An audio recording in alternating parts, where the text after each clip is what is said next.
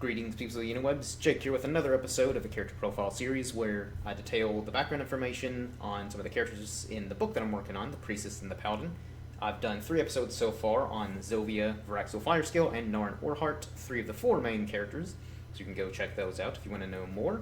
And I'm going to finish up this profile series with the 4th of the main characters in the book, Faradel Eladri, as you can tell by the title of this video, before I start branching out into the main lore series set in the fantasy world that I've built. So, without further ado, let's jump into the background of Faradel Eladri. Faradel is a river elf from the city of Rivaland, in the elvish realm of Ter Meri Elielth, born to father Arundel and mother Ilarowe, with a younger sister named Nuriel. After the untimely passing of Faradel's father, he became a mercenary to help support his mother and younger sister.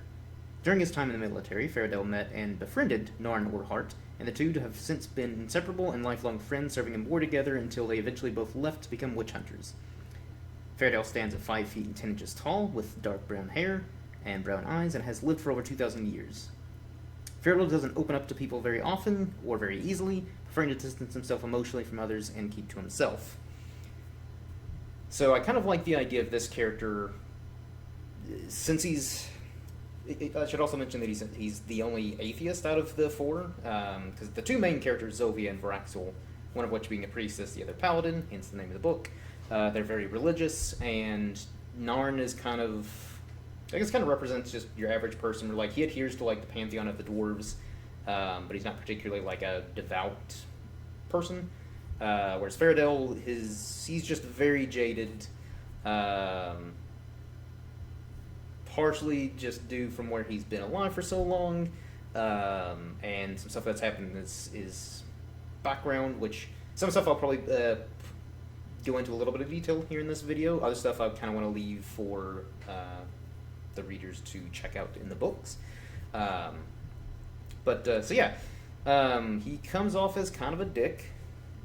Just because, again, he's kind of jaded, and it's not that he's, I guess, intentionally, like, cold-hearted or anything like that. That's just kind of his demeanor, he can just be a little, reserved, and, again, doesn't open up to people very easily. Only Narn's one of the few people that he, has opened up to, and a lot of that is just because the 2 have been friends for almost 100 years and just been through a whole lot.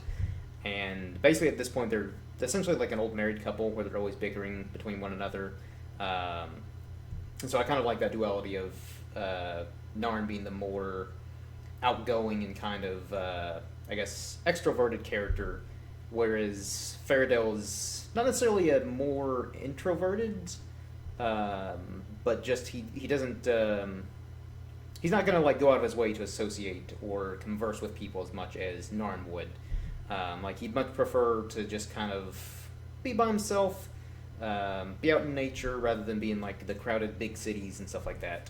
Whereas Narn, he can go either way. You know, he likes to be out in nature, but he can also deal with the crowds of the big cities.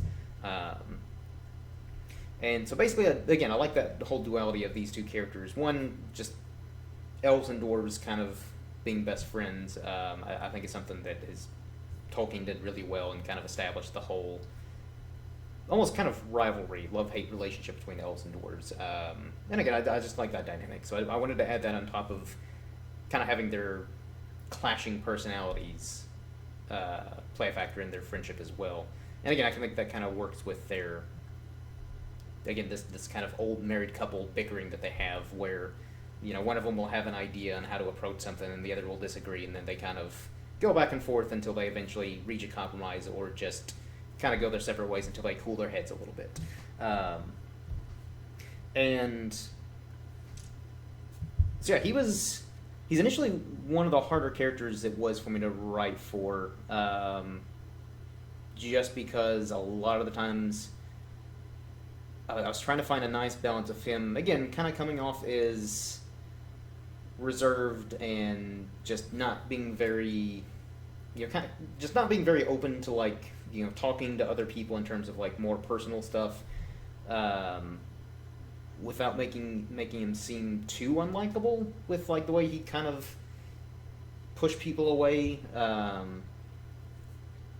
at the same time, that did make it more of a challenge to write for this character. Whereas some of the others came as a little bit more natural to me, or after like maybe a couple chapters, I kind of got a better grasp on their personalities, their quirks, how they work, and all that stuff. And so Faradel is one that I think is actually I've enjoyed writing a lot for him in book 2, which I'm currently working on. In the meantime, while I'm waiting for more feedback in book 1 before I go through the editing and revising process and publish it. So yeah, I think Faradel's been a lot of fun to work with in book 2, just because I'm kind of delving a little bit more into his background, like kind of why he is the way that he is, and that's kind of been fun to just dive into that, and also kind of showing some character growth where he is kind of opening up and warming up to characters like Zoe and Faraxel, who we initially wasn't too crazy about. Found them to be more of a nuisance than kind of welcomed them with open arms. Whereas at least now he kind of sees them as not nuisances, even if he still maybe has his little sarcastic remarks every now and then. So yeah, he's definitely a character that I think has more growth in book 2, and same thing to a degree with Narn, since book 1 is mostly with centered around Zoe and Varaxel, and also with book 2 as well. But I did want to kind of let some of the other characters have some moments in book 2. So there's some stuff that, like, definitely by book 2, hopefully people will enjoy seeing the development of some of these characters, in particular Faradel.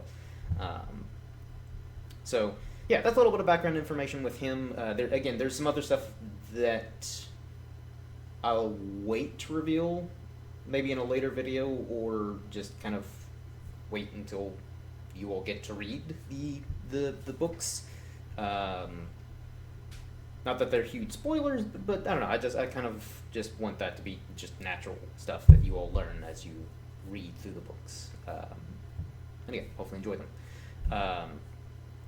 But yeah, so really overall, like, there's not a whole lot,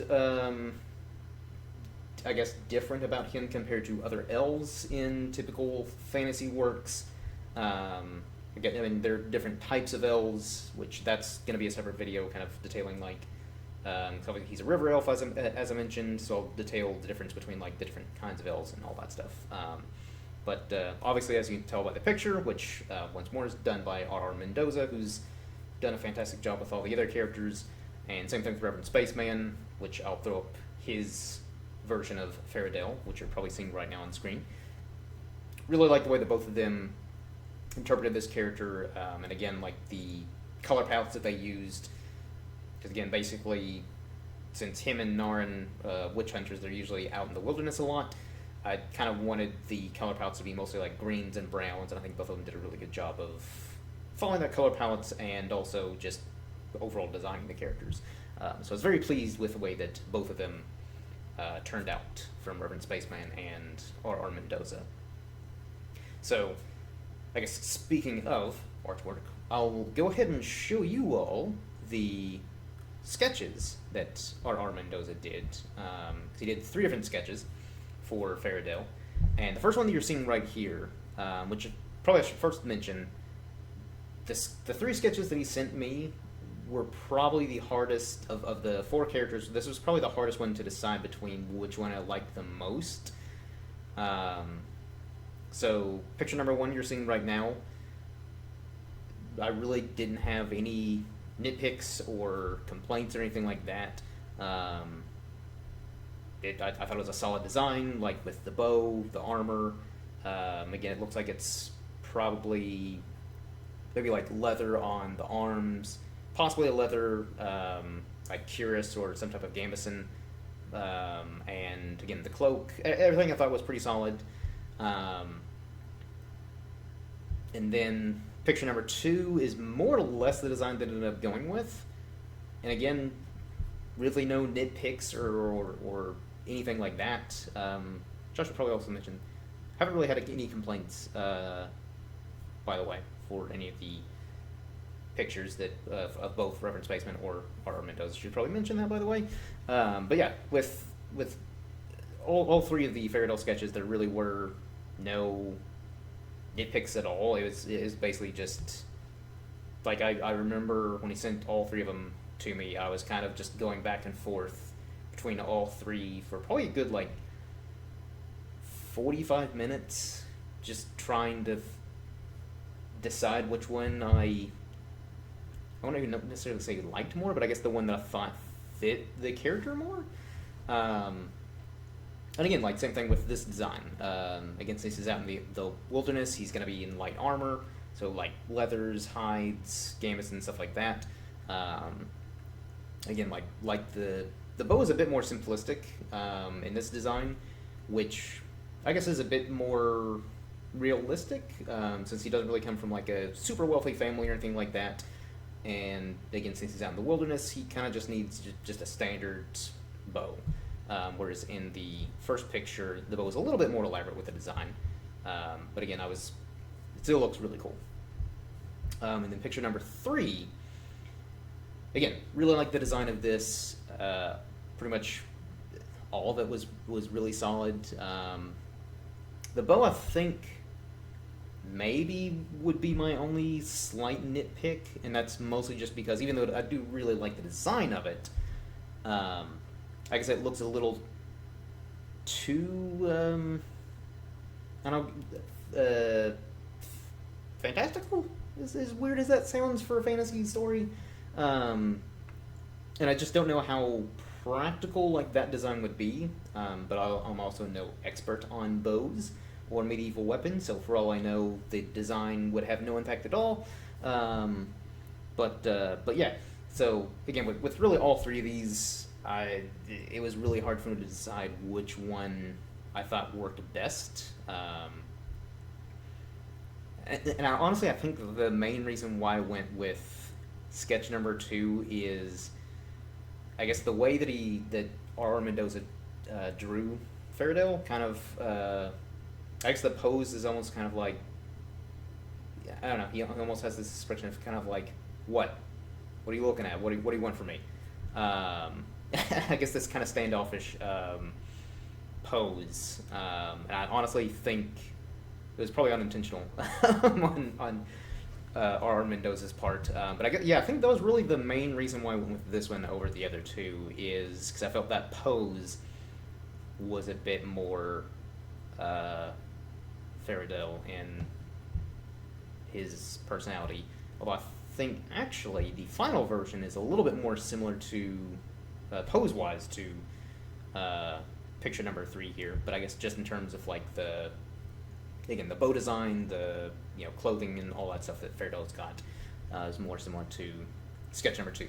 But yeah, that's more or less, I guess, the reason why I went with number 2.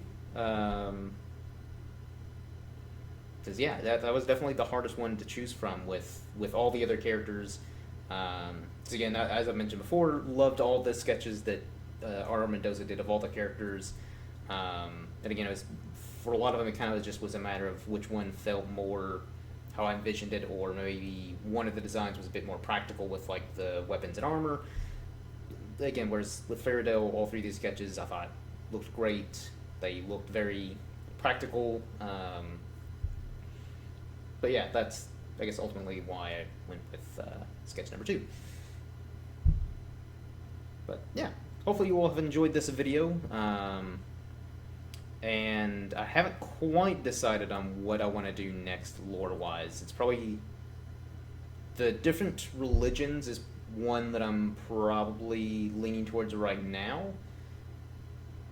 But I may just do lore videos on the different races first, and then go to the religions of those different races. But again, haven't decided yet, so if you all have any input, feel free to leave those in the comments below, or you can just tweet at me at IrishmanJake your thoughts. But yeah, that wraps up the character profile series, and I may do more character profiles videos later on down the road, of maybe some of the supporting characters throughout the first book, once it's closer to getting published, or maybe once it does get published, hopefully later this year. And then same thing with book number 2. I'll probably do character profile videos on characters that appear in book 2, and so on and so forth. But for the most part, it's mostly going to be lore videos. Again, centered around the different races, cultures, religions, all that stuff. So I'm really looking forward to doing that. Hopefully you all will enjoy it. And again, leave comments below on what you would like to see more of. So until next time, everyone, cheers.